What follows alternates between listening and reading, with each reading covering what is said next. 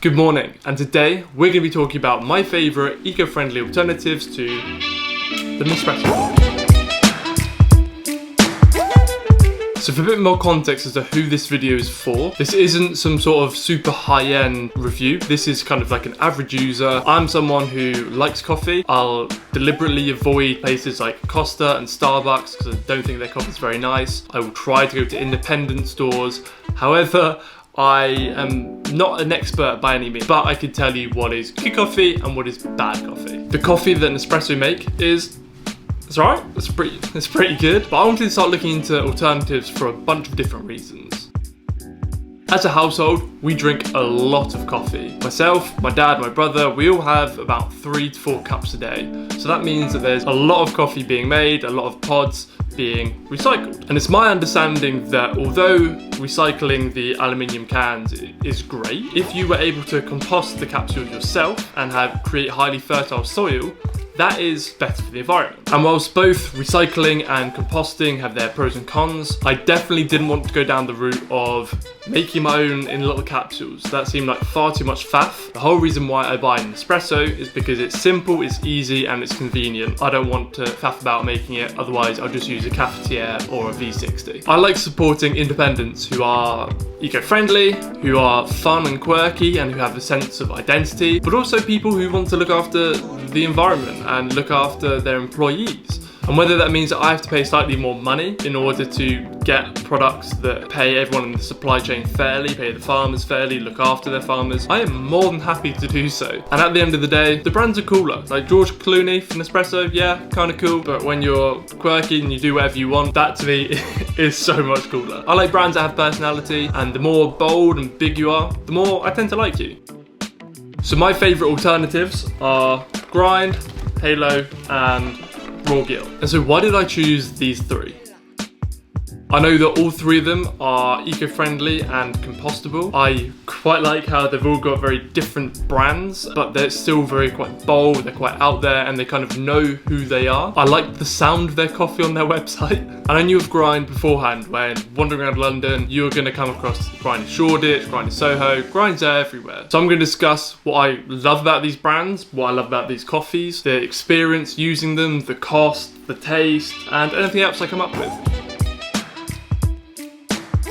Kicking things off, Rawgill is both CO2 neutral for roasting as well as capsule production. And they're also associated with the One Tree Planted charity. By buying a coffee starter pack, they will offset the emissions equivalent to driving from London to Venice. I love their branding, and I think that they're doing great work for the environment. The coffees are £17.50 for 40 coffees, which works out at about 43 pence per coffee. The pods themselves are made from a bioplastic, which means that they're home compostable. However, they take a slightly longer time to compost. I'll be honest and say that the packaging of Rawgill's coffee wasn't as good as the other 2. However, they are absolutely fantastic. It's a bit of a hard comparison, but it also doesn't matter too much because once you've got your coffee and it's in your container, it doesn't matter about the packaging. I think the coffee is fantastic. I've gone through 3 different boxes, sadly onto my last one.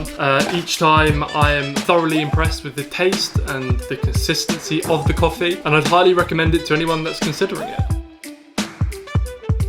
So now on to Grind Coffee, and I've always loved their coffee and staff in stores, so I thought that this would be a great brand to give a go. With Grind, you can get 30 compostable pods for 15 quid, which works out at 50p per coffee. The coffee is organic and ethically sourced from around the world, and the pods are made from a biodegradable plastic. Although they should be industrially compostable, they can also be put in your home compost. They just take a while to break down. I'll be completely honest, the packaging is absolutely fantastic.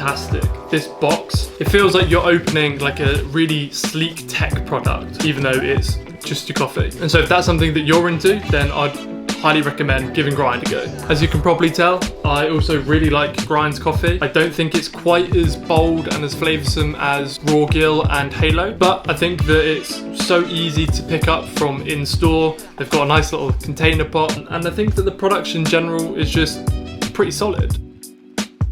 And finally, onto probably my favourite of the bunch, Halo. I absolutely love the branding. Everything about Halo is so bold and confident, and there's something that really attracts me to brands that are like that, no matter what their product is. That having been said, the tagline of Halo is the world's best coffees in the way that's best for the world. I think that's so cool. And what's even cooler is that these pods are made of paper. They're made from waste sugarcane fibre, and they are home compostable. That means if you chuck them even in landfill or in your garden, these will break down in, I believe it's about 4 weeks, which means that they are very environmentally friendly and sustainable. Not only are the pods eco-friendly, the box, the invoice, and even the wrap around the box it comes in is biodegradable. Halo Coffee also has the specialty coffee certification. The coffee has scored over 80 out of 100 by coffee buffs. So that means that the farmers take pride in the coffee, the employees taking pride in everything to do with the business, and I believe that they're also super sustainable and that they pay all of their employees fairly. So that's something big that I particularly like. Halo Coffee is slightly more expensive. You can get 40 capsules for £37, which works out about 92 pence per coffee. And so what am I ordering for my next batch?